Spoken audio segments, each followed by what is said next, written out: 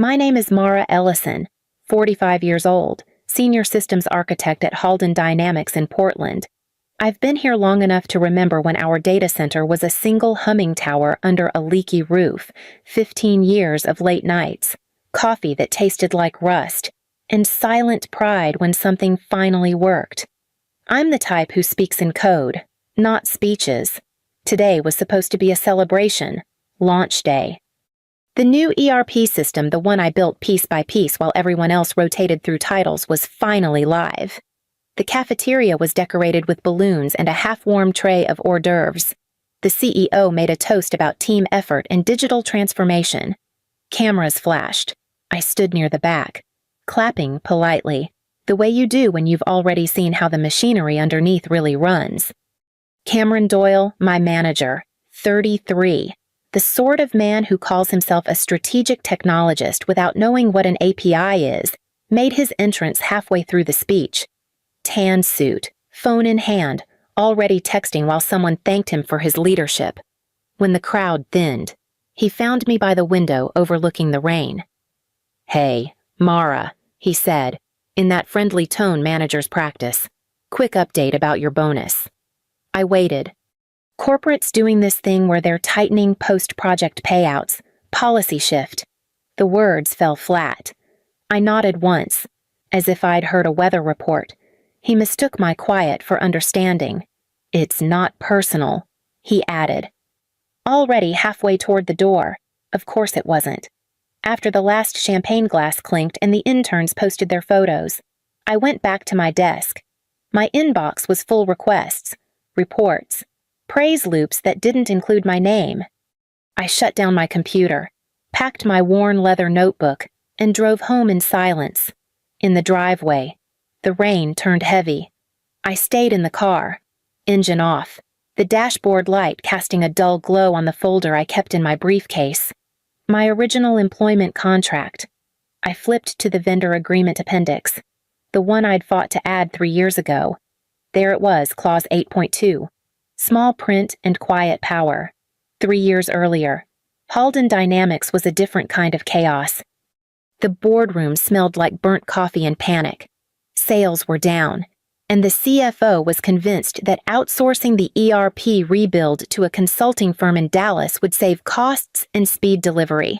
I was the only one in the room who'd ever touched the old code.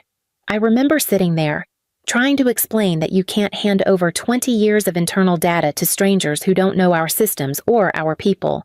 My voice didn't carry far against their PowerPoint optimism. But I kept speaking calm, deliberate until the CEO finally sighed and asked, "What do you need to make this work in-house a clear contract?" I said, "With my name in it." That afternoon, I worked with legal and the vendor's technical liaison to draft the new licensing agreement. It wasn't glamorous work, no big presentations, just fine print and persistence. The vendor's attorney asked for a designated architect to manage the integration. I agreed. Under one condition, if the company ever removed that architect from compensated employment, the license would terminate automatically. 96 hours, 4 days. Cameron's predecessor, a decent manager named Greg, had laughed when he saw it. "We'd never let you go midstream, Mara. But sure, if it makes you feel safer." He signed without reading twice. It wasn't paranoia. It was insurance. I'd seen too many restructurings. Too many gray-haired engineers walked out with cardboard boxes after saving systems no one else understood. I wasn't going to be another line item on a cost sheet. Now, 3 years later, the rain still whispered against my windshield. I traced my finger over the faded signature beside mine.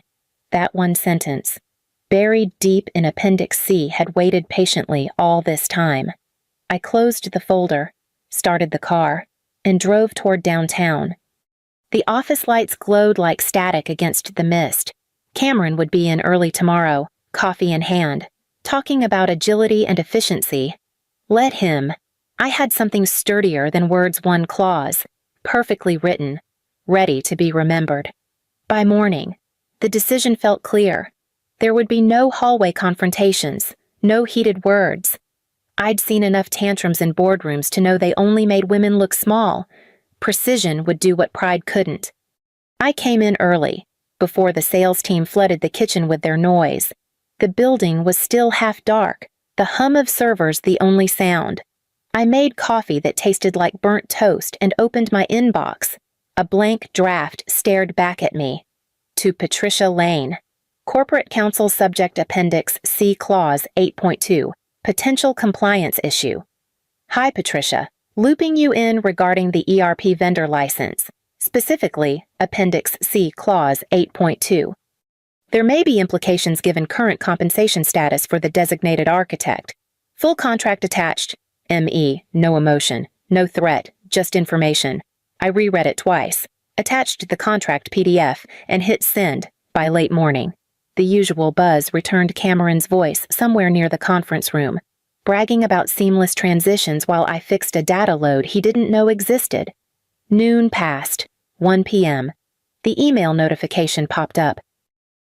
From Patricia Lane, subject Reappendix C message. Can we talk? We met in the small legal office near HR, the one that always smelled faintly of paper and printer ink. Patricia was younger than I expected, mid-30s, sharp eyes behind simple glasses. She didn't bother with small talk. Where did you find this clause, she asked, tapping the printout. I didn't find it. I said, I wrote it. Her hand paused halfway to her coffee cup. You wrote this 3 years ago. Signed, countersigned, filed, it's active. Patricia read the line again, slower this time. I watched the change in her face, the small tightening around her mouth, the quick intake of breath when the meaning clicked. Does Cameron know I doubt he's ever opened Appendix C? She nodded once, her tone shifting from casual to deliberate. I'll review this with compliance. Don't discuss it with anyone else for now. As I left her office, I caught a glimpse of her through the glass already on the phone. The contract spread open in front of her. By Friday morning, the silence felt different, too neat, too curated. I logged in as usual, sipped the same bitter office coffee, and saw the first sign, Access Denied. My name had been quietly removed from the internal Slack channel for the technical team. A moment later, the recurring invite for Monday's system sync blinked and vanished from my calendar. I sat back, hands still on the keyboard. No warning, no message, just absence. The kind of erasure that told you someone thought they were being strategic. I worked the rest of the day as if nothing had changed. Answered questions, signed off code reviews. At 5. I gathered my things, nodded to the receptionist, and stepped into the rain. At home.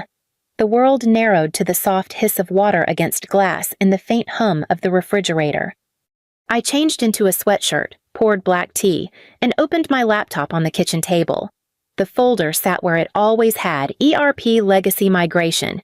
Inside, I created a new spreadsheet, Critical Dependencies, ERP 4.2, one by one. I started listing them. Financial reporting 14 integrations, payroll calculations custom batch scripts, inventory tracking real-time sync through my middleware. Accounts payable, procurement, customer credit models all stitched together by logic only I knew by heart. By midnight, the list had grown to 63 entries. Each line represented a living thread of the company's infrastructure tide, for better or worse. To me, I checked the time, 12:03 a.m. It had been almost 24 hours since my bonus was officially denied, which meant 72 left before the clause matured. In the quiet, I could almost hear the system humming in its secure data center, the code I'd written running flawlessly while its architects plotted how to replace me. I thought about Lily, probably asleep with her headphones on, and the tuition payment due next month. I saved the file, encrypted it, and closed the lid. The rain outside had softened to a mist, the city wrapped in its usual gray calm. Somewhere in the building downtown, someone believed I'd fade quietly. The clock had started. By Monday, the air in the office had changed, too quiet, too polite. People avoided eye contact, as if they'd been told not to feed a stray animal. Cameron paraded through the aisles with false confidence. clapping shoulders, repeating words like alignment and momentum. Every syllable sounded like fear in a suit. I worked from home that evening, my kitchen light the only one still on in the apartment building. The rain had stopped, but the clouds hung low over Portland, the kind of gray that swallowed sound. My laptop screen glowed in the dark, monitoring system dashboards out of habit more than curiosity. Everything was still running, smooth as ever. At 11:46 p.m., the cursor blinked. At 11:47, the dashboards froze, one after another financial reporting. Payroll, supply chain red icons began appearing across the screen like tiny flares in a dark field. I watched them bloom and settle into silence. The servers didn't crash. They simply went still, locked out by their own agreement. I leaned back and took a sip of coffee gone cold hours ago. No satisfaction, no adrenaline, just stillness, the kind that comes after a storm you didn't start but knew would come. At 11:53, a message flashed across my secondary monitor. Urgent! ERP failure! 10 minutes later, another finance can't access payroll data. Vendor not responding. Cameron's frantic voice echoed faintly through the company-wide chat. It's a vendor glitch. Everyone stay calm. Then Patricia's reply appeared, clean and sharp against the flood of confusion. This is not a technical failure. This is a licensing breach, as defined in Appendix C. Clause 8.2. Silence followed. The thread went dead. I sat there, watching error logs populate faster than I could read them. Behind every frozen dashboard was a weekend, a sleepless night, a line of code I'd once written with pride. Now all of it had gone dark quiet, obedient, waiting. Outside, the wind rattled the window once and faded. I closed my laptop, set the mug in the sink, and turned off the light. The hum of the servers, somewhere downtown, fell still with me. By dawn, Halden Dynamics was no longer a place of work, it was a hive of panic. I arrived to find the lobby already crowded with executives speaking in hushed tones, phones pressed to their ears. The usual Monday chatter had vanished. Only the sound of footsteps and ringing lines filled the air. The monitors in reception displayed blank dashboards. Finance had gone silent. Procurement couldn't process orders. Payroll was frozen mid-run, as if time itself had stopped. Upstairs, Cameron was pacing the hallway outside his office, sleeves rolled up, tie askew. It's just a glitch, he told anyone who would listen. Vendor issue. We'll fix it by noon. No one believed him. The IT manager, a quiet man named Russell, stood beside him with a printout shaking in his hands, every line marked access revoked by license owner. By mid-morning, HR sent an email labeled urgent compensation correction.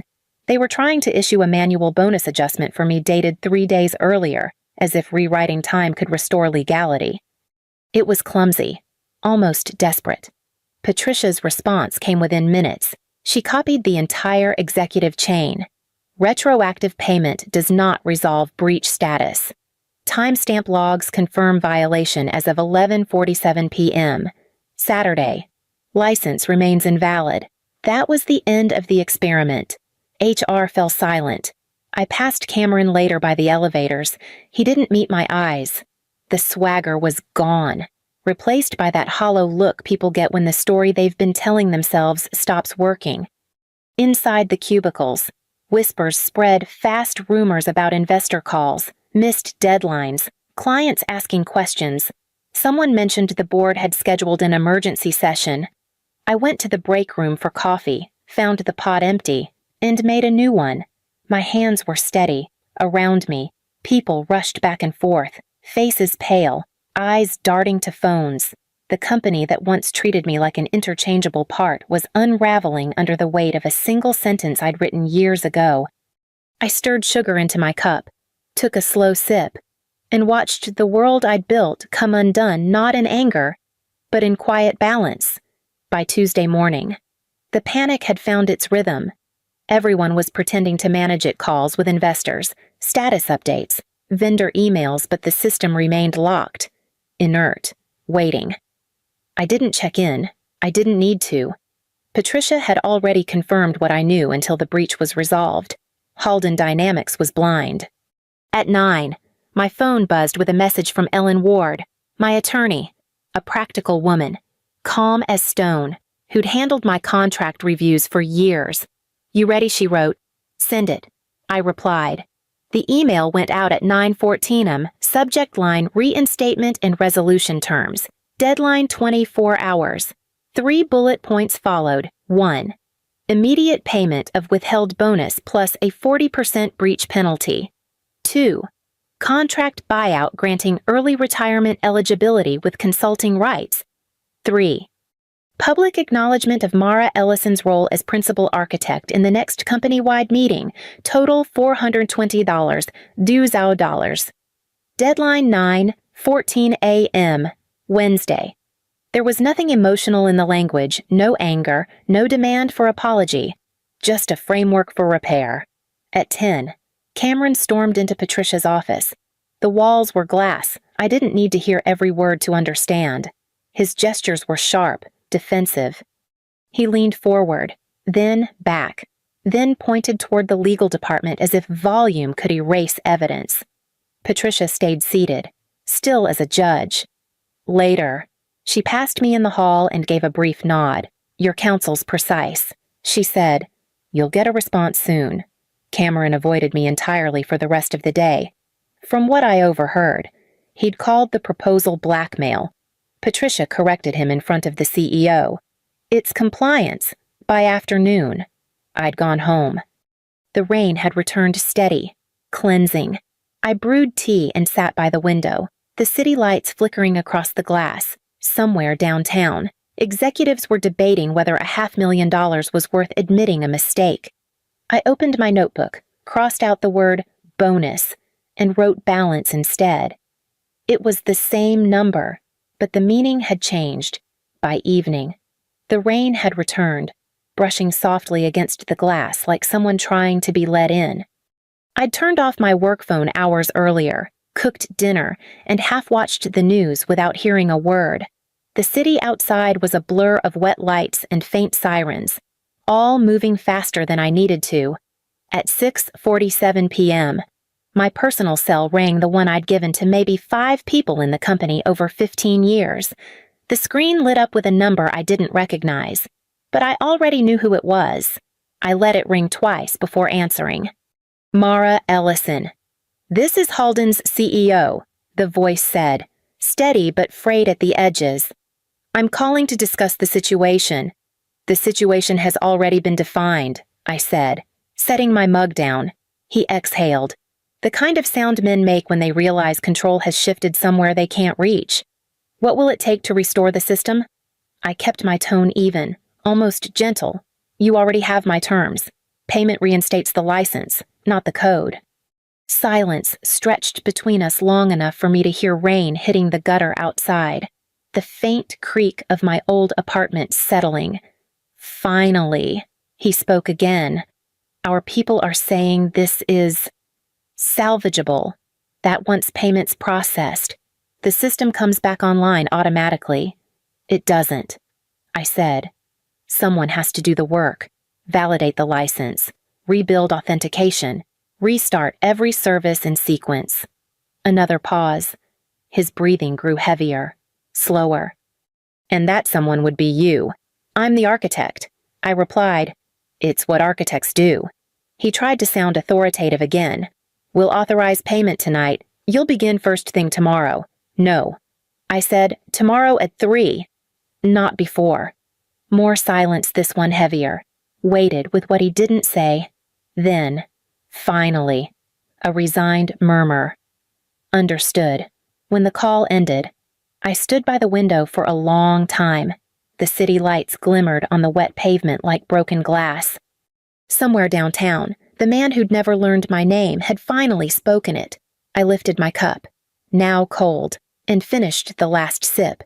The next morning began like any other gray Portland day, wet streets, cold air, and a quiet that settled into your bones. I didn't rush. I made breakfast, fed the cat, read the news. By the time I reached Halden's office, it was almost noon. The building looked smaller somehow, the glass facade dulled by rain and shame. Inside, employees moved carefully, voices low, eyes on screens that still displayed frozen dashboards. At 12:30, the company gathered in the atrium. A row of executives stood near the projector. The CEO stepped forward, holding a sheet of paper. "This morning," he began, "we'd like to acknowledge the person who built and safeguarded the systems that keep Halden Dynamics running." His voice caught slightly before he continued. "For 15 years, Mara Ellison sustained our digital infrastructure and helped shape the foundation of our success." He read the statement in full. The words were formal, almost sterile. But the moment wasn't. There was a ripple of applause, polite, restrained. No smiles. Cameron stood at the back, eyes down, his hands folded so tightly they turned white. When it was over, Patricia caught my eye from across the room. She didn't clap. She just nodded once, slow and steady. At 3 o'clock sharp, I walked into the server room with an access badge marked Consultant. The familiar hum of machines greeted me like an old language I still spoke fluently. The IT director, Russell, was already waiting with 2 engineers. "We're ready when you are," he said quietly. It took 4 hours, revalidating the license, rebuilding the authentication chain, watching green lights replace red on every panel until the dashboards came alive again, one by one, when the final system loaded. A soft vibration filled the air, the heartbeat of a company reborn. Russell exhaled, murmured thanks, and left the room. Through the glass wall, I saw Cameron standing outside, pale, motionless. Our eyes met for a second. He looked away first. I powered down the terminal, gathered my notebook, and handed my badge back to the security guard. Outside, the rain had stopped. The sky wasn't clear yet, but it would be 3 weeks later. The wire transfer cleared completely. I saw the numbers on my phone clean, round, undeniable. I moved half into Lily's college fund, set up automatic tuition payments, and shifted the rest into a savings account under my own name. Not the company's credit union where my paychecks had gone for 15 years. For the first time in a long while, I felt like my life belonged to me. Lily noticed. Of course. She came home from school one evening, backpack slung over her shoulder, and saw the stack of envelopes on my desk. "You look lighter," she said. In that way, only a 17-year-old can half observation, half challenge. "Maybe I am," I said, smiling. "You'll have your tuition covered through sophomore year. After that, we'll figure it out together." She hugged me quick, embarrassed, then disappeared into her room with music already playing. The following Monday, I stopped by Halden's offices not as staff, not even as consultant, just passing through to meet Nadia, one of the junior developers I'd trained years earlier. She was sharp, eager, and still unsure how to speak up without being labeled difficult. We sat in the small cafe across the street, laptops open between us. "Here," I told her, highlighting a section on her new employment contract. "Move this clause to page 1. Bold type. If they ever call you non-essential, this will remind them otherwise." Nadia grinned, nervous but determined. "You think they'll notice?" "Oh, they'll notice," I said. That's the point. That night, as I cooked dinner, my phone buzzed with a text from Patricia. "You changed how this place writes contracts." I typed back, "Good. Maybe they'll finally read them." Outside, rain pressed against the windows again, steady and familiar. Portland's skyline shimmered beneath its glass towers, power lines, the quiet rhythm of a city that had already moved on. I stood there for a moment, watching the reflection of my own face in the glass. There was no anger left, no triumph either, just the calm certainty of someone who had stopped asking to be seen and started writing her own record instead.